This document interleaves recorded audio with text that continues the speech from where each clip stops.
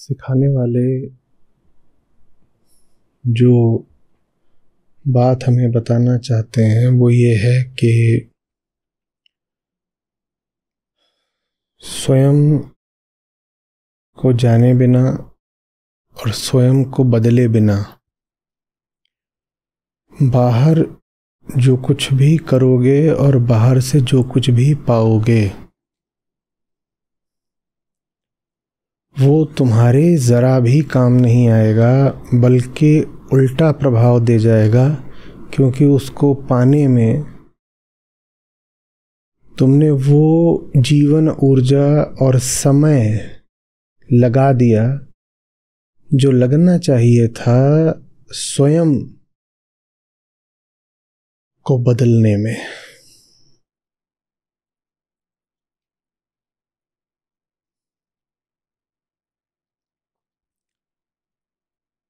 एक राजा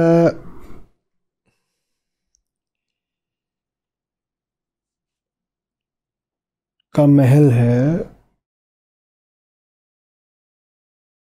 उसमें हीरा भी होता है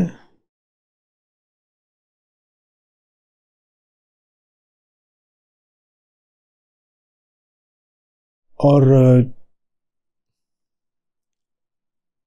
झाड़ू पोछा कूड़ादान ये सब भी होता है।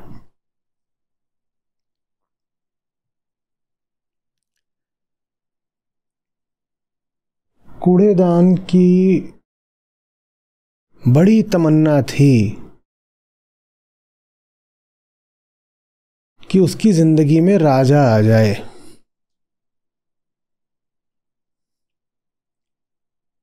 कूड़ेदान को पूरा भरोसा था कि उसके जीवन में अगर राजा आ गया तो उसकी जिंदगी बदल जाएगी। राजा आ गया। कूड़ेदान राजा के साथ होकर भी राजा के यहाँ तो कूड़ेदान ही रहा ना। पहले वो कूड़ेदान था, अब वो राजा के यहाँ कूड़ेदान है।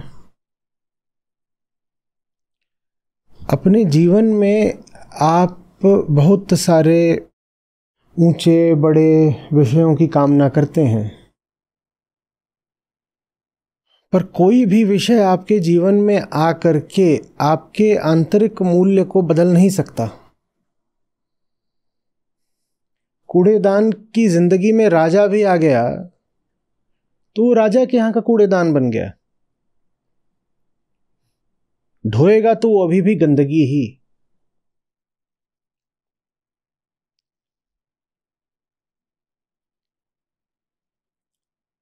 राजा के यहां पहुंच करके कूड़ेदान मंदिर का दीप नहीं बन जाएगा, न सर का ताज बन जाएगा। समझ में आ रही है बात? ये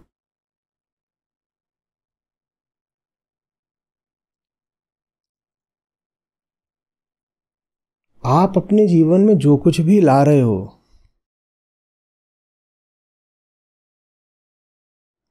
वो आ भी जाएगा तो क्या, वो वस्तु अपनी जगह है और आपकी जिंदगी अपनी जगह है।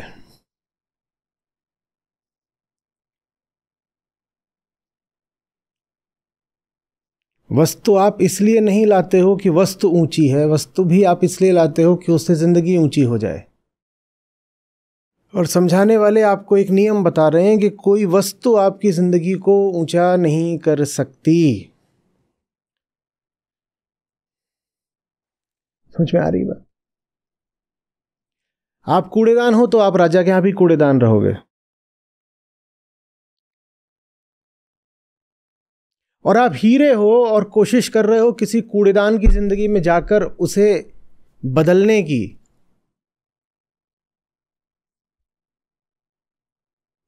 तो इतना ही होगा कि कुछ दिनों बाद वो दावा करता पाया जाएगा कि मेरे पास एक हीरो जड़ा कूड़ेदान है। वो व्यक्ति तो वही रहेगा जो वो है। आप हीरा बनकर उसकी जिंदगी में प्रवेश करोगे तो कहेगा I have a diamond studded dustbin now.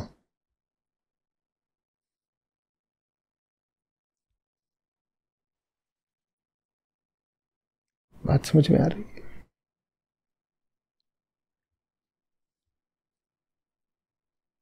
बदलाव का रास्ता बाहर से होकर के भीतर की ओर नहीं आता है। बाहर की ओर जाना और बाहर से भीतर को देखना हमें आसान लगता है, क्योंकि हम बने ही हैं प्राकृतिक रूप से बाहर ही देखने को। तो लगता है यही रास्ता ले लो। वैसे भी इसका पूरा अभ्यास है। आंखों ने बाहर को देखा और बाहर वहां कोई बहुत बढ़िया चीज दिखाई दी, तो लगा वो जो बाहर बढ़िया चीज दिख रही है उसको जिंदगी में ले आओ, हम भीतर भी बढ़िया हो जाएंगे। होता नहीं है ऐसा, हो सकता नहीं। ये रास्ता बस आसान लगता है।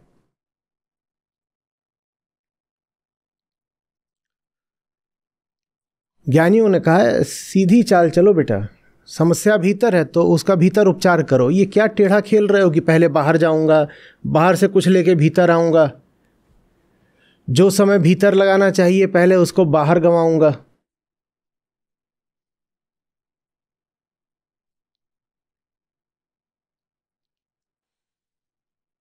याद रखिए, दो भिन्न आयामों के तत्व एक दूसरे के लिए सदा बेमेल, विसंगत, विजातीय रहेंगे, जैसे पानी और तेल। उनको आप कितना भी मिला लो वो मिल सकते नहीं। चेतना चेतना है, सूक्ष्म अतिशय, और पदार्थ पदार्थ है, स्थूल। पदार्थ और चेतना को मिलाने का प्रयास जब भी करा जाएगा, उसमें अगर सफलता दिखेगी भी तो आंशिक और क्षणिक। ठीक वैसे जैसे कि आप कोई पदार्थ लेते हो, कोई सब्सटेंस नशे का, और उसका चेतना पर आपको कुछ समय के लिए कुछ प्रभाव दिख जाता है। उद्देश्य जब भीतर वाले सूक्ष्म तत्व के परिशोधन का है, तो उसके लिए बाहर के स्थूल तत्वों का पीछा करना नियम विरुद्ध है।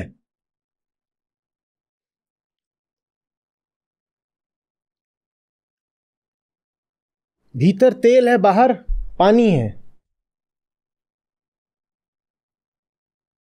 इन दोनों का कोई मेल होगा नहीं। हाँ, आप उनको एक साथ रख दो तो पड़े रहेंगे इकट्ठा। वो सालों तक इकट्ठा पड़े रह सकते हैं, फिर भी अलग अलग रहेंगे।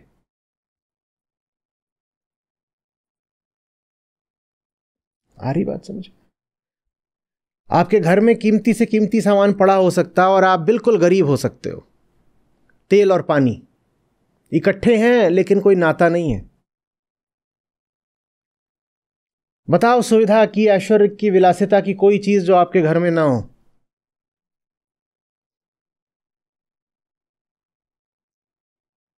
घर ही महंगा है, उसमें फर्नीचर भी महंगा है, उसमें कालीन भी महंगा है, कपड़े भी महंगे हैं,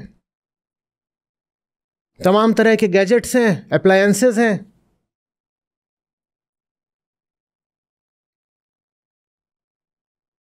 पूरी जीवन शैली ही महंगी है और हम सस्ते। सस्ते आदमी का महंगा घर, क्या फर्क पड़ा? सब महंगी महंगी चीजों से जिंदगी भर ली और खुद रह गए सस्ते।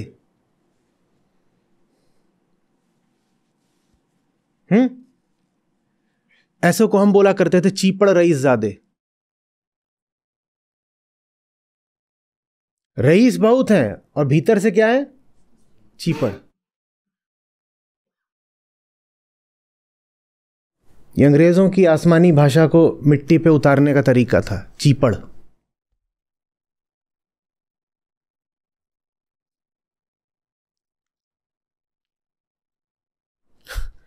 महंगे लिबास में सस्ता आदमी। अब क्या करें? क्योंकि एक नियम नहीं समझ पाया कभी कि कूड़ेदान राजा के घर भी पहुंच जाएगा तो रहेगा तो वहां कूड़ेदान ही।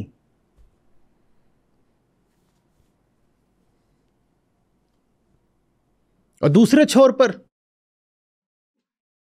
हीरा कूड़ेदान के घर पहुंच गया तो भी कूड़ेदान हीरा नहीं बन जाएगा।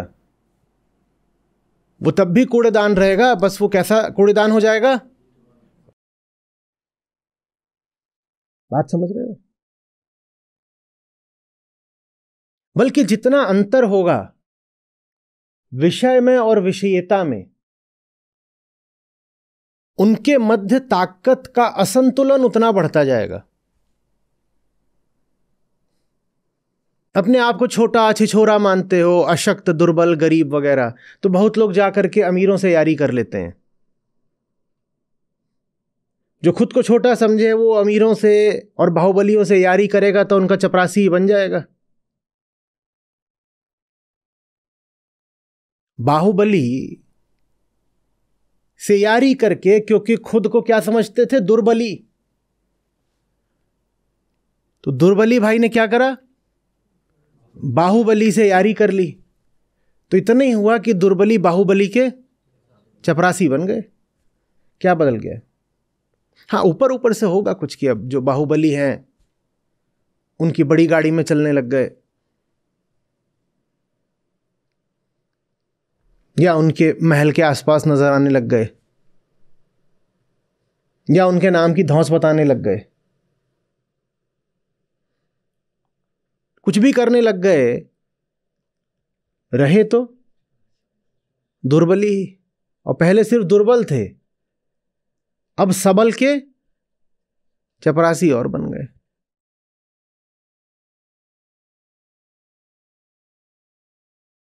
समझ में आ रही है बात?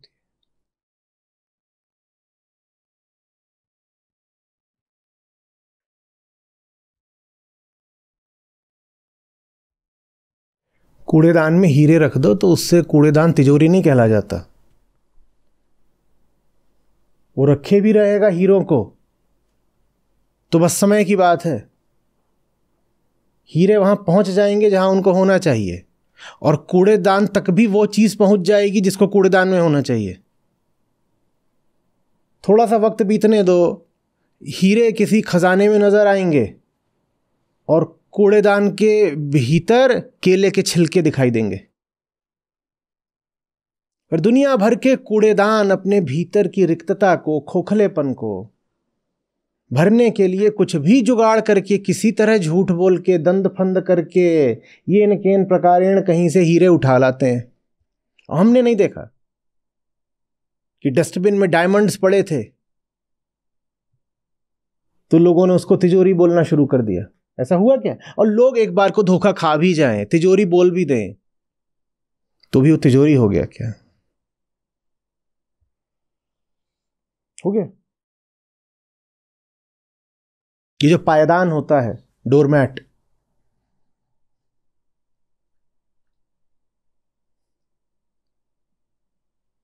ये यहां पड़ा है तो भी पायदान है,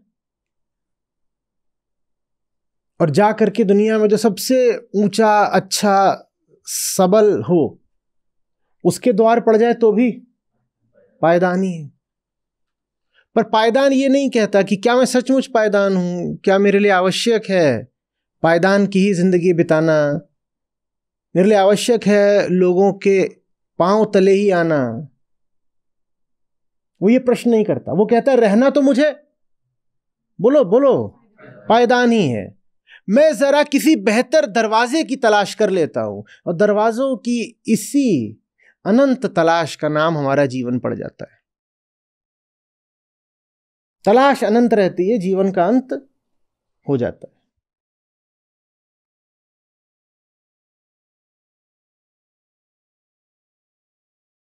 एक एक पायदान कैरियर बनाने में लगा हुआ है, और उसका कैरियर यही है, भाई क्या कर रहा, चेंज मारने का लगा रहा हूं। उसके लिए चेंज मारने का यही मतलब है कि अब किसके पांव तले आना है।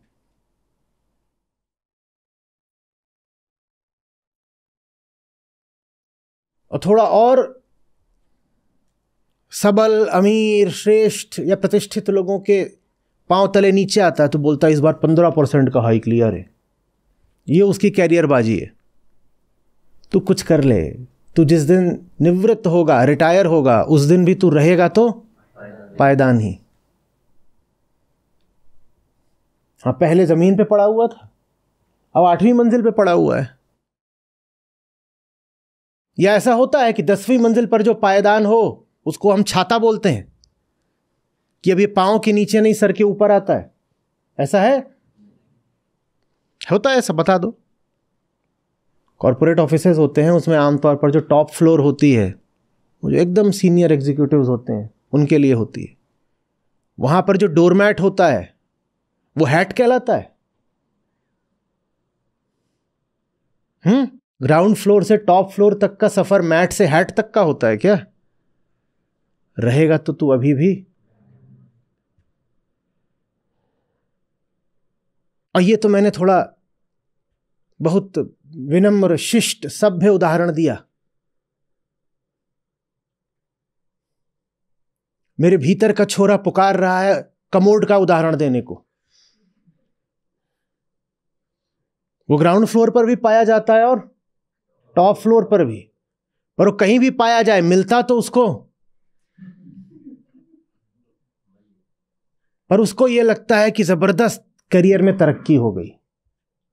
पहले ग्राउंड फ्लोर पे था, यहां बिल्कुल ऐसे ही फ्रेशर वगैरह आकर के,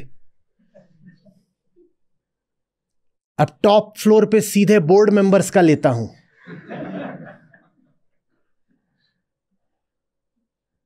रहा तो तू कमोड ही ना। विषय बदलने से क्या होगा? तुम तो नहीं बदले।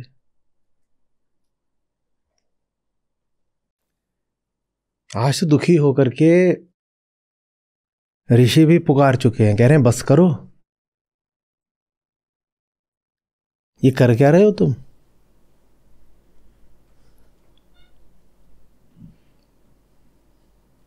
वही वही करे जा रहे हो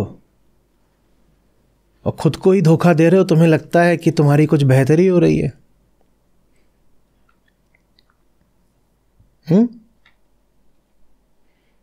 घाव के ऊपर पहले साधारण सूत का कपड़ा बांध लेते थे, अब उस घाव के ऊपर कोई सबसे महंगा कुछ उठा लाते हो। कौन सा कपड़ा सबसे महंगा आता है भाई? कपड़े वाले लोग बताएं। रेशम, उससे ही महंगा कुछ आता होगा, जो भी है। सोने के तारों वाला कपड़ा, सोने के तारों वाला कपड़ा बांध लेते हो। उससे घाव में कुछ बदला क्या? वो तो अभी भी खून और मवाद बहा रहा है। खुश बहुत हो जाते हो, कहते हो देखो साधारण पहले हम ऐसे ही कपास बांधते थे पट्टी, अब देखो क्या बंधा हुआ है। क्या बंधा हुआ है?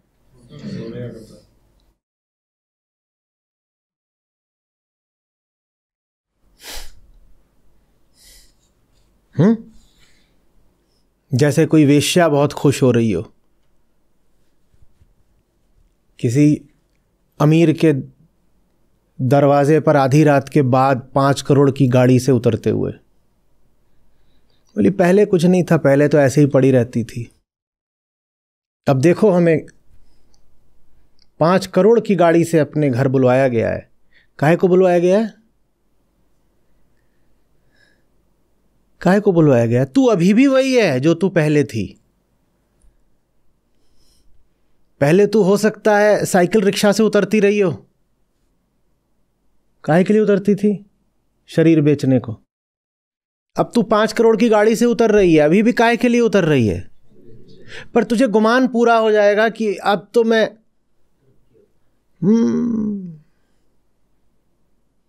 बड़ा आदमी बन गई, टॉप की।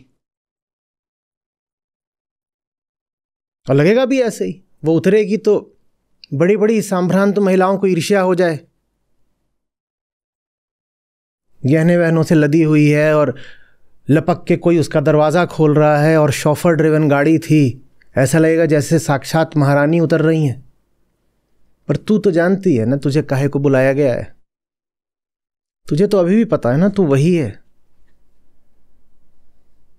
किसको धोखा दे रही है तू अपने गहने और गाड़ी वगैरह दिखा के खुद को?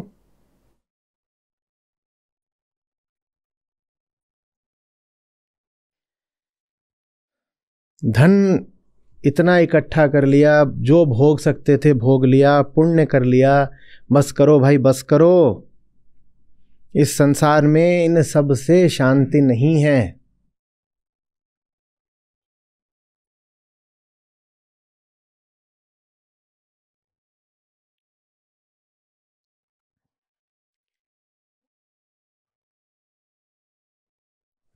बड़ी बेचारे की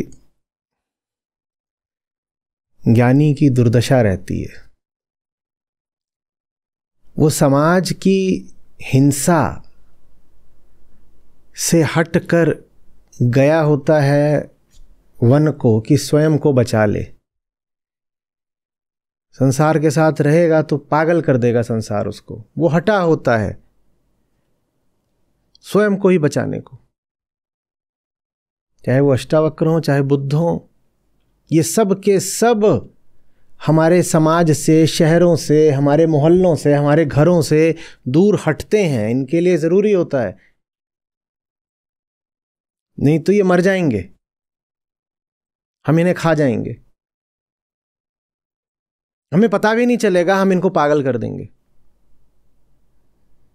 हम बहुत हिंसक, क्रूर लोग होते हैं और ये बहुत नाजुक, बड़े संवेदनशील। हमें पता भी नहीं चलेगा हम कब इन पर क्रूरता कर गए। ये हटते हैं, ये हटते हैं, राहत की सांस लेते हैं कि अच्छा हुआ कीड़े मकोड़े, जानवरों और अंधकार से भरे इस जंगल में आ गए। सभ्य समाज की क्रूरता से तो बचे, राहत की सांस लेते हैं। और फिर उनको पता चलता है नहीं बचे, जिससे बचकर यहां आए थे अब उसको बचाने के लिए लौटना पड़ेगा। हैं? क्या? जिससे बचकर आए थे अब उसको बचाने के लिए लौटना पड़ेगा। वही विह्वलता का भाव आज हमें ऋषि में देखने को मिल रहा है। कह रहे हैं बस करो। जैसे कोई अपने परिवार वाले को, अपने बंधु को, अपनी संतान को बोल रहा हो। बचा किसको रहे? अपने शत्रु को। एक कविता लिखी थी मैंने एक बार, वो शुरुआत ही ऐसे हुई थी कि पाते स्वयं को विचित्र युद्ध में, रक्षा करते शत्रु जनों की। ये युद्ध ऐसा है जिसमें तुम्हें अपने शत्रुओं की रक्षा करनी पड़ती है।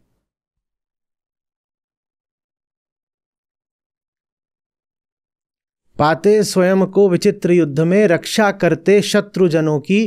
टूटते न नींद न संग्राम, राहत नहीं चार पलों की। उनकी नींद नहीं टूटनी है और तुम्हारा संग्राम नहीं टूट सकता।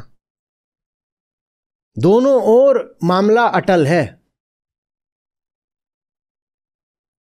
वो तय करके बैठे हैं कि नींद और नशा नहीं छोड़ने, और तुम मजबूर हो क्योंकि तुमने अब कुछ देख लिया है। तुम देखे कौन देखा नहीं कर सकते। तुमने क्या देख लिया है? तुमने उनकी आंखों में वही चेतना देख ली है जो तुम्हारे जीवन में आत्मा बनकर मौजूद है। तुमने देख लिया है कि उधर भी वही है जो इधर है, बस इधर वो प्रकट है और उधर वो सुप्त है, प्रसुप्त है। क्योंकि उधर वो प्रसुप्त है इसीलिए उधर बड़ा दुख है। एक बार ये देख लो ना कि तुम में उनमें कोई अंतर नहीं है। वो बस एक कदम दूर हैं सारे दुख को झटक कर फेंक देने से। तो फिर उनको उनकी हालत पर छोड़ा नहीं जा सकता। वही अभी हमें यहां देखने को मिल रहा है। वो जिन्होंने सारे बंधन काट दिए अपने, वो अंत में स्वयं को करुणा के बंधन में फंसा पाते हैं। दोहरा रहा हूं, जिनसे बचने के लिए वो वन गए थे, उनको बचाने के लिए वो वापस आते हैं।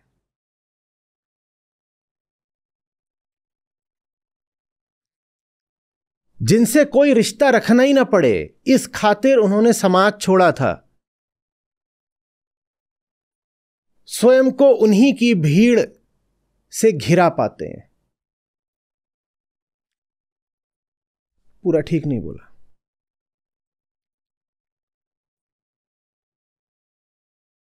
जिनसे बचने के लिए समाज छोड़ा था, एक दिन मेहनत कर करके अपने आसपास उनकी भीड़ लगाते हैं।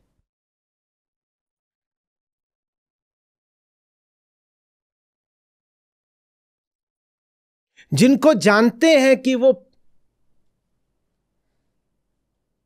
प्रबल नरभक्षी हैं, उनको ही न्योता दे दे करके अपने घर दावत पर बुलाते हैं।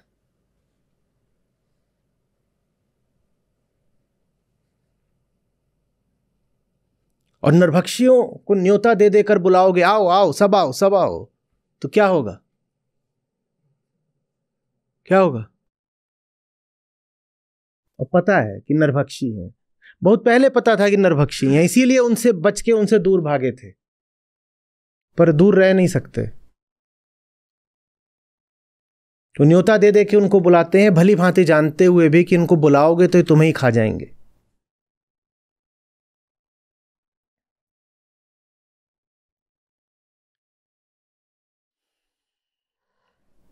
हरी बात समझो। इस जहान का ऐसा है कि यहां लुटते तो सभी हैं। ऐसा नहीं है कि जो जग गया या मुक्त हो गया वो लुटता नहीं है। बस जो जग गया वो जानबूझकर लुटता है। यहां ऐसा कोई नहीं है जो चोट नहीं पाएगा, दुख नहीं पाएगा या बिना लुटे वापस जाएगा। बस जो अज्ञानी है वो अपनी मूर्खता में लुटेगा, और जो ज्ञानी है वो जानते बूझते लुटेगा।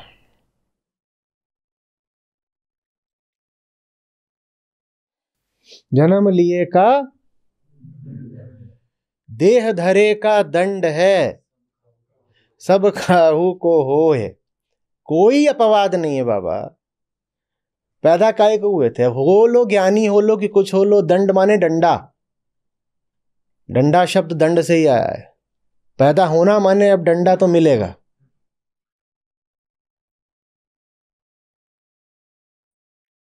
बस अज्ञानी वो अपनी मूर्खता में, अपने नशे में, उसको पता भी नहीं चलता बहुत बार कि उसको दंड मिल रहा है। उसको लगता है दंड थोड़े ही है, यही तो जीवन है। वो ऐसा है कि उसको पटाख से मारो पिछवाड़े में तो गाना गाने लगेगा। और पूछो क्या हुआ, ये बोलेगा बांसुरी बजी है। पू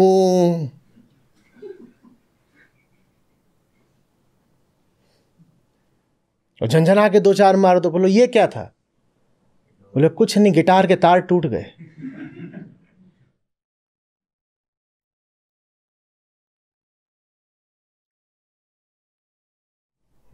ज्ञानी भुगते ज्ञान से, मूर्ख भुगते रोए। भुगतेगा तो ज्ञानी भी, ये भुगत तो रहे। नहीं इन्हें पड़ी क्या है ऐसों की और देखने की, जो जवानी में पैसा कमाने को भागते हैं। क्रम थोड़ा उल्टा है। जवानी में भोगने को भागते हैं, जब धन के माध्यम से दिखता है कि आगे का भोग होगा तब फिर धन के पीछे भागते हैं, और फिर दिखता है कि न देह से न धन से बात बनी तो फिर धर्म के पीछे भागते हैं।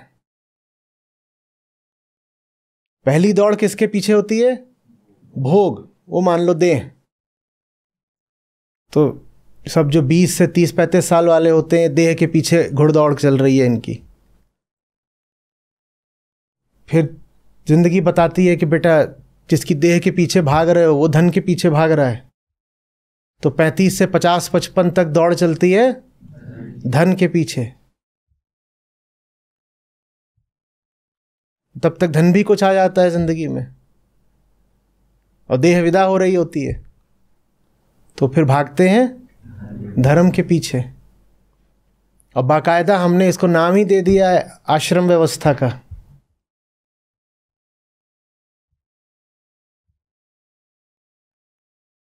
पच्चीस से 50 तक एक तरह की दौड़ लगाओ, 75 तक दूसरी, उसके बाद जाओ कहीं मर जाओ जंगल वंगल में।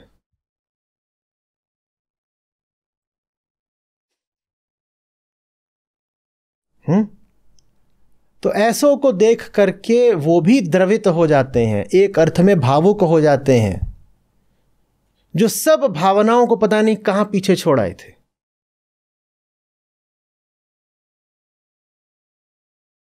जैसे उनका ही कुछ भीतरी बंटवारा हो जाता हो। ये प्रभाव होता है साधारण गृहस्थ का, संसारी का, मुक्त पुरुष के भी ऊपर। जो अपना दुख पता नहीं कहां छोड़ आया था, वो इनको देख करके दुखी हो जाता है।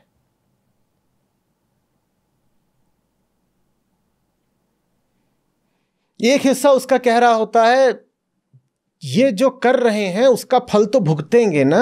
अस्तित्व में कर्म फल का जो नियम है वो अकाट्य है, निरपवाद है, कौन बच सकता है उससे। कर्ता बने हो तो भोक्ता बनना पड़ेगा।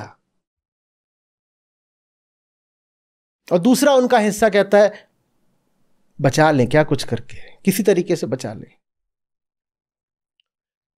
बचाने का फिर एक ही तरीका होता है, वो बड़ा हिंसक तरीका होता है। और तरीका ये होता है कि देखो कर्म फल तो आएगा। जैसे आप बूमरैंग जानते हो? बूमरैंग क्या होता है? अब बाप ने देखा कि बेटे ने ऐसे फेंक दिया है और अपनी होशियारी में उसने ये फेंका है कि वहां जाके वहां आम टंगा है, वो जाके आम में लगेगा, आम गिर जाएगा, जाके आम खाएंगे। अब बेटा जैसा झुन्नू है वो तो है ही है। बाप है अष्टावक्र, देख रहे हैं झुन्नू ने मारा बूमरैंग कि वहां से आम गिरेगा, आम जाके अब बढ़िया चूसूंगा। और निशाना तो माशाअल्लाह आम वाम कुछ नहीं गिरा, वो पलट के वापस आ रहा है और झुन्नू सोच रहे हैं ये आम ही लेके आ रहा है।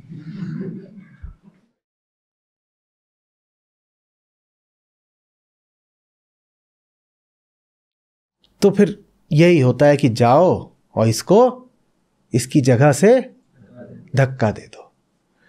पर धक्का देने की प्रक्रिया में अक्सर ये होता है कि जिसको तुम नुकसान के रास्ते से हटा रहे होते हो उसको तो हटा देते हो, वो जो आती हुई चीज है वो सीधे तुम्हें आके लगती है।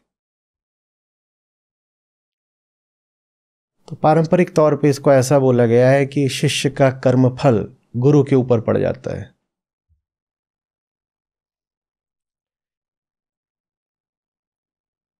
बहुत इस तरह की कथाएं हैं कि शिष्य पापी था, ऐसा था। एक दिन गुरु अचानक बीमार पड़ गया, कोई समझ भी नहीं पा रहा है कि वो क्यों बीमार है, क्या हो गया। तो फिर भगवान ने दर्शन दिए और बोले कि ये जितने आसपास इन्होंने इकट्ठा कर रखे हैं इनका पाप इन्होंने अपने ऊपर ले लिया है। अब वो कथा का तरीका है कि पाप ले लिया है, पर उसके पीछे जो सच्चाई है वो समझो। यहां पर भी प्रस्तुत श्लोक में भी यही हो रहा है। आम आदमी का दुख ऋषि अपने ऊपर ले रहे हैं। कथाएं फिर ऐसी भी हैं जहां देवताओं ने आकर के ऋषियों को चेतावनी दी है कि फलाने को अपना शिष्य मत बनाओ। कोई है राक्षस, वो बिल्कुल कातर अवस्था में पहुंच गया ऋषि के आश्रम में, देवताओं द्वारा पीटा पाटा गया, महादेव ने उसका सर फोड़ दिया है, किसी गत का नहीं बचा। तो अब मजबूर होकर के वो किसी सहृदय ऋषि के यहाँ पहुँच गया है, कह रहा है हमें अपने यहाँ रख लो, बोलो जो करोगे करेंगे, चाहे शिष्य मान लो चाहे सेवक, तुम्हारे यहाँ रहेंगे। तो शिष्य अपनी करुणा, ऋषि उसे अपनी करुणा में बस स्वीकार करने ही वाले हैं कि अच्छा आओ तुम भी रहने लगो आश्रम में। तो कथा फिर कहती है कि भगवान अचानक प्रकट होते हैं और ऋषि को चेतावनी देते हैं, कहते हैं इसको अपना शिष्य मत स्वीकार करना, क्योंकि ये पापी है और इसको दंड स्वयं मैं देने वाला हूं। इसने जो कुछ कर रखा है, जो कुछ ये बना बैठा है, इसको दंड तो स्वयं मैं दूंगा। भगवान कहते हैं कथा है, कथा की तरह समझिए, उसके सार में जाना होता है, तथ्य की तरह नहीं लेना होता। तो भगवान ऋषि को क्या बोल रहे हैं कि देखो एक बात अच्छे से समझ लो, ये जो तुम्हारे दरवाजे पर अभी प्रवेश मांग रहा है, इसको दंड तो स्वयं मैं देने वाला हूं। हाँ, तुमने अगर इसको अपने यहां रख लिया, अपना शिष्य बना लिया, तो दंड फिर उसको नहीं मिलेगा, उसका दंड तुमको मिलेगा। और ऋषि को ये पता है, और जानते बूझते वो कहते हैं ठीक है, कोई बात नहीं, द्वार आया है, शरणागत हुआ है, इसको लौटा नहीं सकते, और अब उसका जो भी कर्मफल है वो हमारे ऊपर आएगा, हम झेल लेंगे। भगवान कुपित हो जाते हैं। जितना दंड उस असुर को मिलना था उससे दूना दंड ऋषि को दे देते हैं।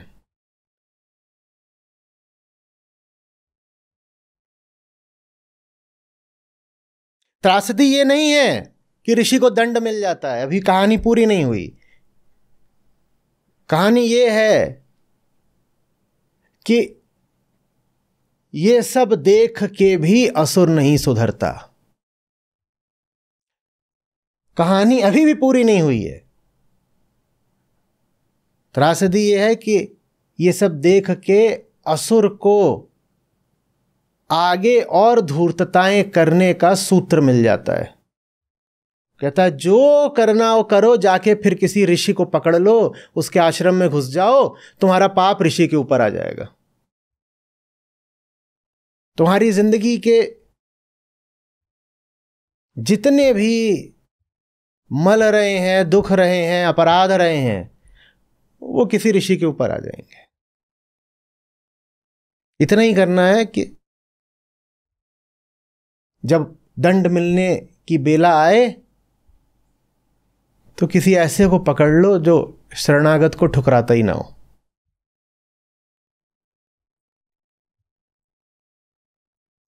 समझ में आ रही है बात?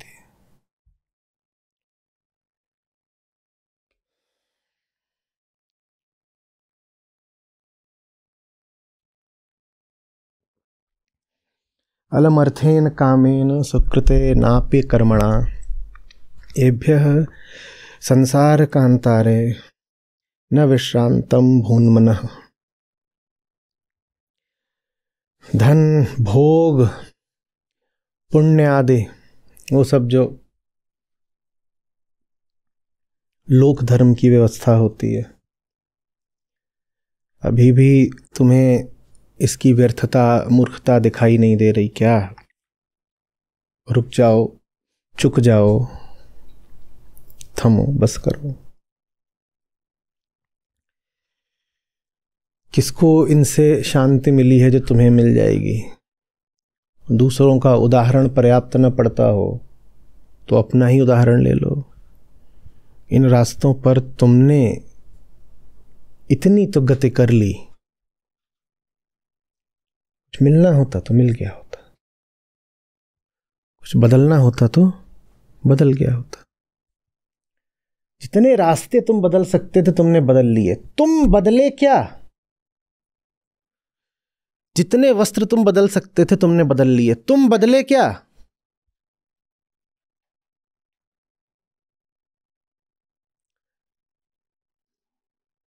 परिस्थितियां तुम जितनी बदल सकते थे तुमने बदल ली, अंतः स्थिति बदली क्या?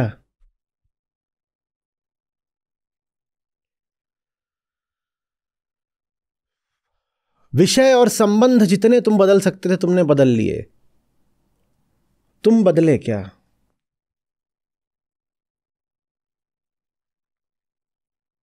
जीवन के किसी बिंदु पर आमतौर पर ये जो तीन हैं, व्यक्ति को आप तीन के पीछे एक साथ भागता शायद नहीं पाओ। कोई एक के पीछे जा रहा होगा, कोई दो के पीछे, 100 में से एक दो होंगे जो तीनों के पीछे जा रहे होंगे, लेकिन इन तीन में से कोई एक के पीछे हो, दो के या तीनों के, वो तीनों के ही पीछे है। ये तीनों एक ही अज्ञान के तीन नाम हैं। क्या? देह, धन और धर्म।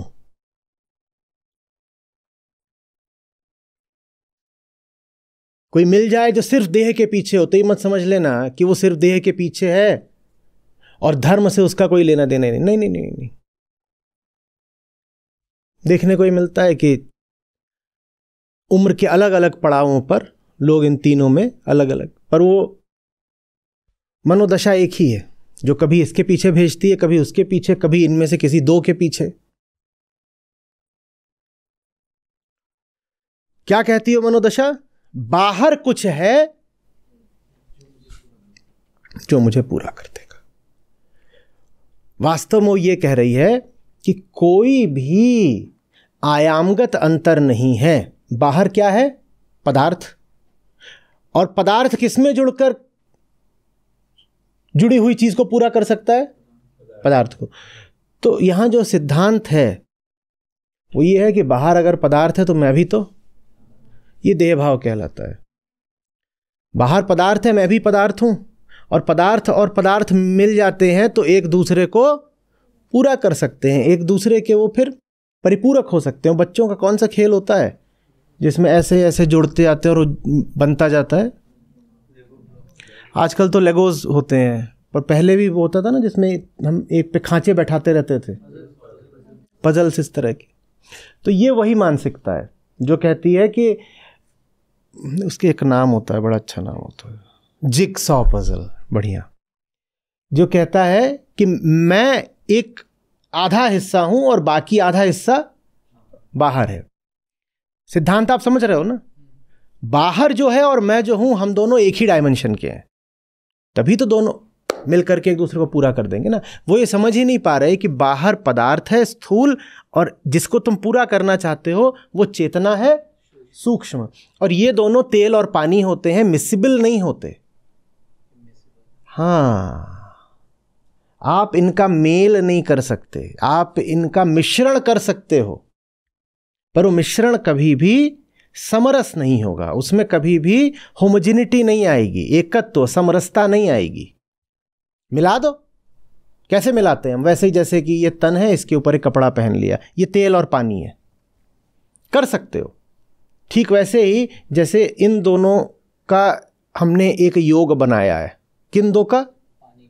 पानी का और कांच का। एक अर्थ में ये उपयोगी है, पर एक अर्थ में ये बिल्कुल अनुपयोगी है। ऐसे कर देने के बाद भी पानी पानी है और कांच कांच है। 500 साल तक ऐसे ही छोड़ दो तो भी पानी पानी रहेगा, कांच कांच रहेगा। ये हम नहीं समझ पाते। क्यों नहीं समझ पाते? क्योंकि हमें लगता है कि जैसे आंखें बाहर देख रही हैं और बाहर पदार्थ ही पदार्थ है, वैसे ही भीतर भी। इसी को बॉडी आइडेंटिफिकेशन कहते हैं। यही मटेरियलिज्म है। मटेरियलिज्म का मतलब ये नहीं है कि मैं बाहर पदार्थ के पीछे भाग रहा हूँ। मटेरियलिज्म का मतलब ये है कि मैं स्वयं को भी पदार्थ मानता हूँ। वो जीवन दर्शन जो स्वयं को भी पदार्थ ही मानता हो।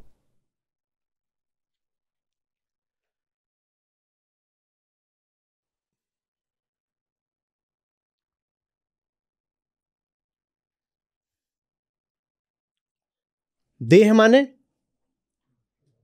ये मेरी देह है, इसमें एक देह और जोड़ दूंगा, पूरी हो जाएगी। वैसे भी प्रकृति ने ये जो दो लिंग बनाए हैं, ये दो देहें कुछ लगती भी ऐसी हैं जैसे कि एक दूसरे को पूरा करने के लिए बनी हो। तो हमें पूरा भरोसा आ गया कि जिंदगी जो बेरौनक है कैसे रोशन होगी?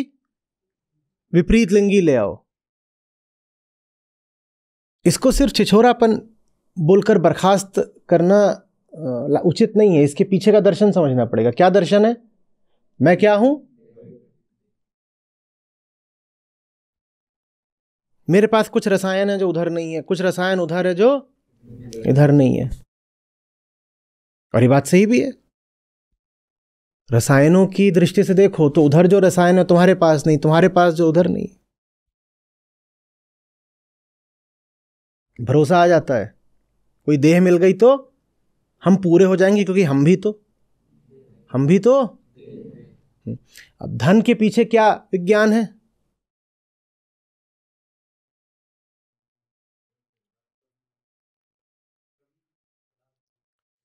देह माने ये, देह माने ये, धन माने जो इसमें आ सकता है।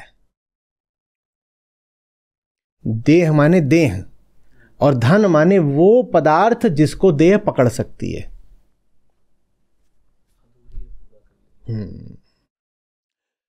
तो ये अपने आप को पदार्थ बनाए रखते हुए स्वयं को ही पदार्थ के माध्यम से पूरा करने का थोड़ा और विकसित तरीका है। जानवर धन नहीं इकट्ठा करते। जानवर अपनी सारी परिपूर्ति देह के माध्यम से कर लेते हैं। दो चार तरीके होते हैं उनके पास। एक, बढ़िया पेड़ ढूंढ लो, किसके लिए? देह के लिए। दूसरा, बढ़िया केला और अमरूद ढूंढ लो, किसके लिए? तीसरा, बढ़िया नर या मादा ढूंढ लो, किसके लिए? फिर जब खोपड़ी थोड़ी और बड़ी हो जाती है तो वो बनी तो वही रहती है जो वो है, क्या? पदार्थ। लेकिन वो कहती है काम करते हैं, कुछ और आगे का ढूंढते हैं। तो आगे की उसने क्या चीज इजाद करी जो मनुष्यों के पास ही होती है? धन।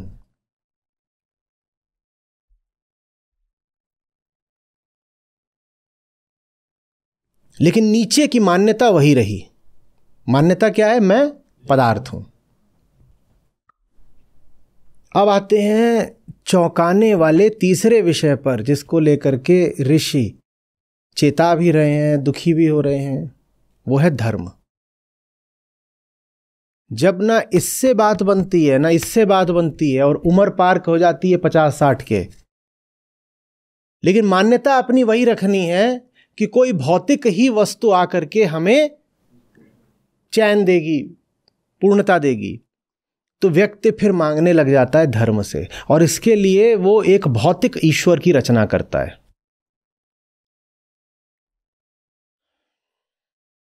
ऐश्वर्य का मतलब होता है क्या? रिचनेस, और उसी से जुड़ा हुआ शब्द है ईश्वर।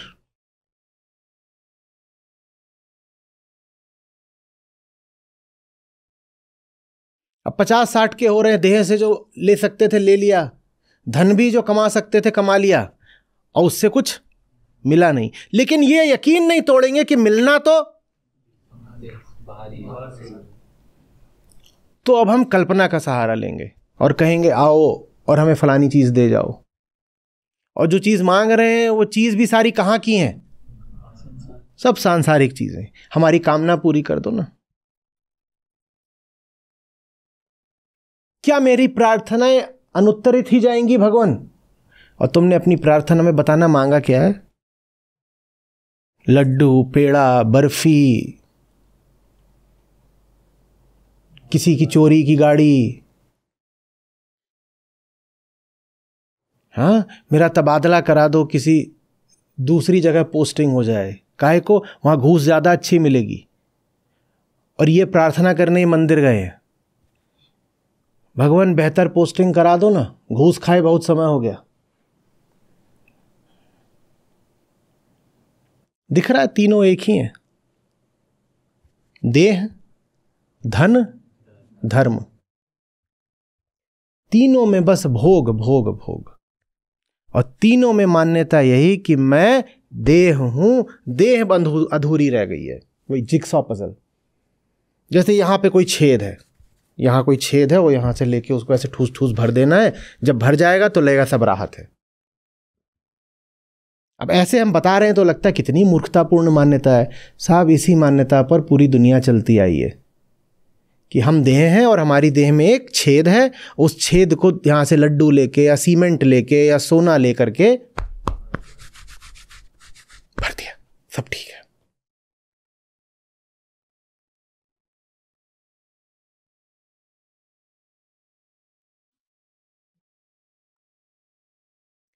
अब सुनो मजे की बात। जब ऋषि ये सब बताते हैं तो जिनको बताते हैं वो ऋषि को बहुत प्रेम से देखते हैं और कहते हैं दुनिया में जितनी तरीके की चीजें हो सकती थीं जिससे इसको भरा जा सकता था, सब आजमा ली। अब ये सफेद दाढ़ी वाले नमूने को क्यों ना आजमाया जाए? काहे ना इसी को उठा करके यहां भर लिया जाए, क्योंकि बाकी चीजें सब डाल ली इसके अंदर, कुछ मिला नहीं।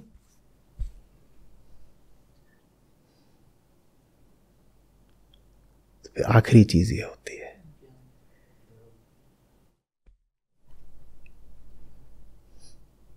कुछ भी कर लेंगे, जो है वो बने बने ही करेंगे।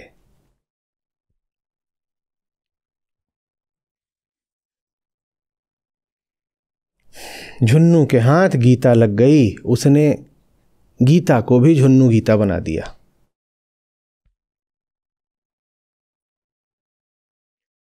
जो जैसा होता है उसके हाथ जो चीज लग जाती है उसका वही हशर कर देता है।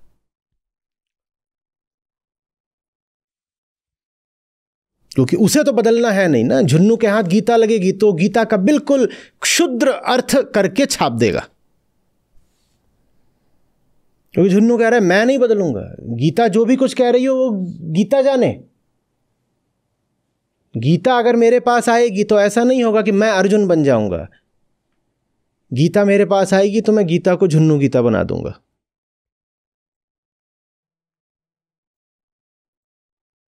मुझे तो बदलना है नहीं। बदलने की जरूरत क्या है? मैं अपनी सच्चाई जानता हूं। मैं क्या हूं? देह। इसमें बदलना क्या है? बदलना क्या है? समस्या ये थोड़ी है कि मैं चेतना हूं और स्वयं को देह समझ रहा हूं। समस्या ये है कि मैं देह तो हूं, बस देह में एक सुराख है। प्रॉब्लम आइडेंटिफिकेशन ही गलत है। शुरुआत में ही भूल हो गई है।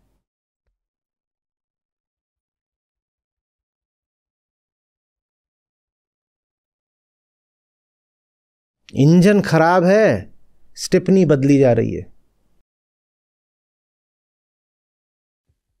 ये सूत्र याद रहेगा। छोटे रहोगे तो तुम्हें बड़ी चीज भी मिल जाएगी, तो तुम उसे कचरा बना लोगे। इतने बड़े बन जाओ कि छोटी से छोटी चीज को भी अगर तुम छू लो तो चीज हीरा हो जाए। देने वाले बन जाओ। मैं धूल को भी छू देता हूं तो धूल हीरा हो जाती है। मैं देता हूं। लेने की कोशिश करोगे तो ले तो कुछ पाओगे ही नहीं, कुछ नहीं मिलेगा।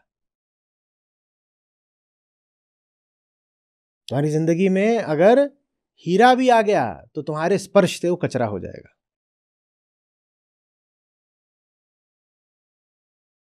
दूसरों का इस्तेमाल करके तुम बेहतर नहीं हो सकते। तुम बेहतर हो सकते हो मात्र आत्मज्ञान से। दूसरों में ऐसा कुछ नहीं है कि उनको ले आओगे, अपने साथ बांध लोगे या अपनी जेब में डाल लोगे तो तुम ऊपर उठ जाओगे।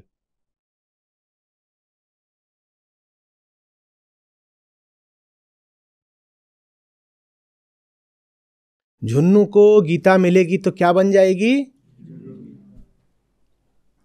और मैं बताते अघाता नहीं हूं। उपनिषदों में एक बहुत छोटा सा प्रसंग आता है कि ऋषि के साथ वो उनके शिष्य हैं, 2-4 दिन हो गया होगा बात करे, तो शिष्य बार बार कह रहे हैं कि उपनिषद बताइए, उपनिषद बताइए। उपनिषद क्या होता है? उप और नि उसमें उपसर्ग होते हैं। उप माने पास, नि माने बहुत पास, नितांत। नितांत माने अत्यधिक। शद माने स्थापित, बैठा हुआ। जब शिष्य गुरु के बहुत बहुत पास आ जाता है तो फिर जो बातचीत होती है वो उपनिषद कहलाती है। तो उपनिषदों में ही आता है कि यहां पर शिष्य और गुरु कौन है? वैसे शिष्य गुरु के जब बहुत पास आ जाता है तो वहां से जो साहित्य मिलता है उसको उपनिषद बोलते हैं। इसमें वेदांत के अनुसार शिष्य और गुरु कौन हुए? अहम और आत्मा। ठीक है, ये स्पष्ट रहे, व्यक्तियों की बात नहीं हो रही। तो हाँ, तो जो प्रसंग है, तो शिष्य कह रहे हैं गुरु से उपनिषद बताइए, उपनिषद बताइए। तो किसी जगह पर आकर के मैं देख पा रहा हूं ऋषि लगभग झुंझलाते हुए जवाब देते हैं, उक्ताते उपनिषद। माने हम जो बोल रहे हैं वो उपनिषद ही है। तुम्हें क्यों लग रहा है कि हम एक औपचारिक तरीके से जब साथ बैठेंगे तभी उपनिषद होगा? तो झुन्नू को गीता भी मिल गई तो वो झुन्नू गीता हो जाएगी। और ऋषि अगर अनौपचारिक तरीके से भी कुछ बोल देंगे तो वो उपनिषद हो जाएगा। झुन्नू अपनी पूरी गंभीरता के साथ भी अगर गीता में उतरेगा तो वो गीता का कुछ विकृत अर्थ ही करेगा। और ऋषि बिल्कुल अगंभीर होकर के, बेपरवाह होकर के भी हास्य में, विनोद में सहज ही कुछ कह देंगे तो वो भी उपनिषद ही होगा। समझ में आ रही बात?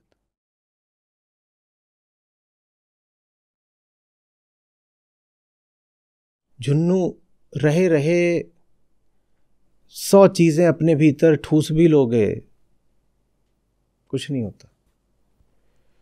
दीमक मेरी किताबें खा गई तो दीमक कोई स्थित प्रज्ञ बन गई?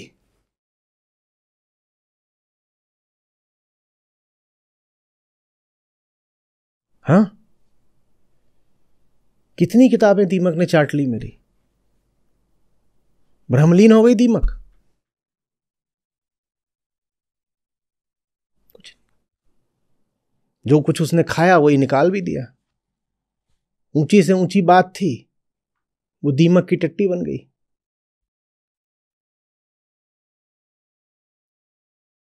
झुन्नू के हाथ मेरी पूरी लाइब्रेरी भी पड़ गई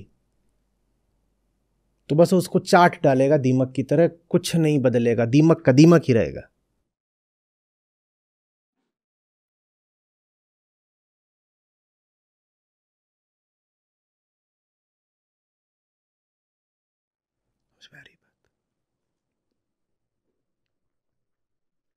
उपनिषद हो जाओ, ऋषि हो जाओ।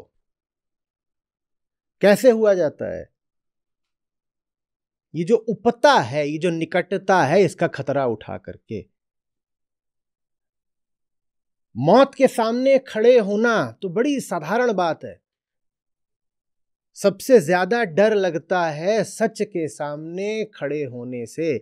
और जीवन में अगर कोई है ऋषि जैसा, गुरु जैसा, जो सच का प्रतिनिधि है, उसके सामने खड़ा होना मौत के सामने खड़े होने से ज्यादा भयानक होता है। कांपोगे, बचने की पूरी कोशिश करोगे कि किसी तरीके से सामना ना करना पड़े। भले बगल वाले कमरे में रहते हो, महीनों तक मुंह नहीं दिखाओगे। ये तुम्हारे झुन्नू पने का हट है। जो आप करते हो मैं समझता नहीं हूं क्या?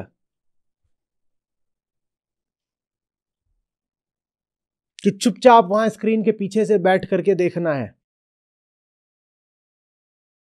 कभी कोई बात नहीं करनी है, सामने आने के कितने भी मौके दे दो, सामने नहीं आना है। परसों आईआईटी में जा रहे हैं, वहां कभी ऐसा नहीं होता है। वहां जो उनका सबसे बड़ा हॉल है जहां मैंने अपनी डिग्री ली थी, कॉन्वोकेशन हॉल, डोगरा हॉल, वहां पर ये आयोजित हो रहा है। बाहर आम जनता के लिए वो हॉल नहीं खुलता, पर उन्होंने मुझे आमंत्रित करा। हमने हट करके उसको खुलवाया कि आएंगे सब लोग। बहुत लोग आप में से आएंगे भी, पर जो लोग नहीं आएंगे उनमें से कई ऐसे हैं जो आना चाहते नहीं है।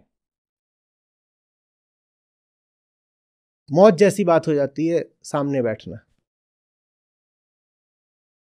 चुपचाप जासूसी करते हैं, कम्युनिटी पर आते हैं, लिंक का बटन दबाते हैं, सेशन देख के भाग जाते हैं, एक अक्षर नहीं लिखते, बचे बचे रहना चाहते हैं, कन्नी काटते हैं, जान बचाते हैं।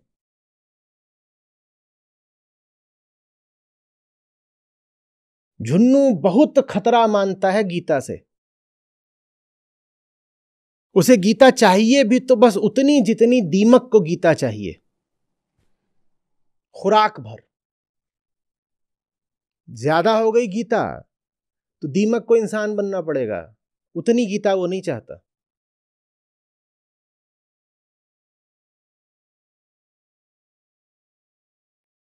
कोई लाभ नहीं होगा, बस करो।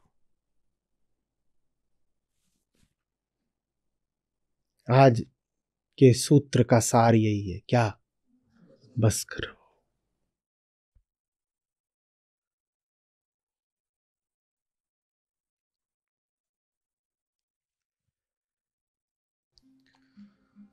नहाए धोए क्या हुआ, जो मन मैल न जाए। नहाए धोए क्या हुआ, जो मन मैल न जाए। मीन सदा जल में रहे, धोए बास न जाए रे साधो, धोए बास न जाए। धरती फाटे मेघ मिले, कपड़ा फाटे डोर। धरती फाटे मेघ मिले, कपड़ा फाटे डोर। तन फाटे को औषधि, मन फाटे नहीं ठौर रे साधो, मन फाटे नहीं ठौर। दौड़त दौड़त दौड़िया, जेती मन की दौड़। दौड़त दौड़त दौड़िया, जेती मन की दौड़। दौड़ी थके मन थिर भया, वस्तु ठौर की ठौर रे साधो, वस्तु ठौर की ठौर। राम नाम कड़वा लगे, मीठा लागे दाम। राम नाम कड़वा लगे, मीठा लागे दाम।